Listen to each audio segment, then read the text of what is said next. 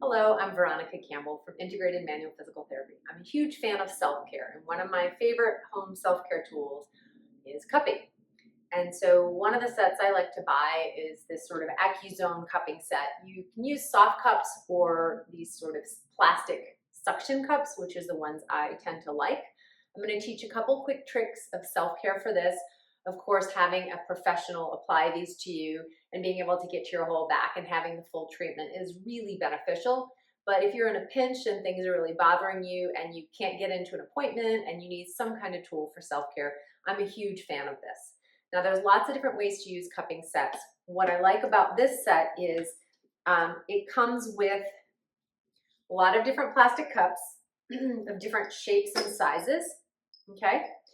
You want to try to, the big cups are good for big meaty areas. The smaller cups are good for smaller areas. And what you want to do is make sure that they can actually suction on. Now you can use varying degrees of suction. These are plastic cups. Typically they're used statically, so you'll put them on one spot and leave them there, but I like to be a little more creative than that. So I'm going to show a couple different tools with this and just do a demonstration on my calf so that you can see this. So with the cupping sets, there's a handle, a pump that you put on it and it creates a suction. So you can pump it. That's one pump, two pump. Okay. I generally don't go over 3 pumps because you get 3 and 4 pumps, it can be quite aggressive. And you do not want to apply this over open wounds, over big veins, over delicate tissue. Okay. So think about where you're applying this. You want to apply this on areas that are tight, that have continuous closed tissue. So for example, on my calf, I'm going to demonstrate this here. So let's say I was having a calf cramp or tightness in my calf and problems with the nerve or any of these kind of things. Nerves especially don't like compression, so cupping's great because it can lift the fascia up. So I could say, oh, I go along and I feel a tight spot that's bothering me. I can put the cup on and then I can do 1, 2 pumps. Then I hold it, I twist and lift away, and now the cup is on. So 2 pumps, I could leave it there statically.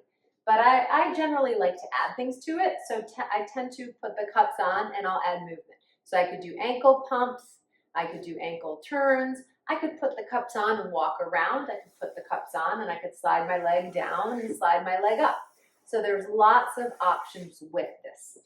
The other thing you can do, so with 2 pumps, it holds on pretty sturdy. 3 pumps would be even more.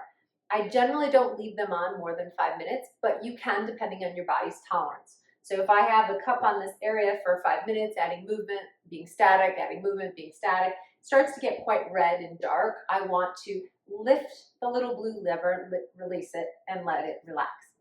Now, this didn't leave much of a mark because I didn't have it there for very long. Another thing you can do is you can put lotion on your leg, put the cup on and just do 1 pump. Okay, so it's a really, or a half a pump. And then you can drag that cup along with like a twist and drag to see which areas feel really tight. And then once you find tight spots, you could do movement and things there. You could massage by dragging the cup up and down, or you can add another pump over that tight spot and then add movement. Okay? So what I do say though is if you have a lot of marks that are really dark and purple and they're there the next day or 2 days, don't put the cup over that same spot again. Any other area around it is fine, but don't go over the same spot. You can maybe overlap a little bit, but generally until that bruising or tissue change has gone away, leave that alone. But this is a great tool that you can use in many places on your body to help relieve tension, decompress nerves, decompress fascia, lift fascia up. It's one of the only tools we have out there that's for lifting fascia up.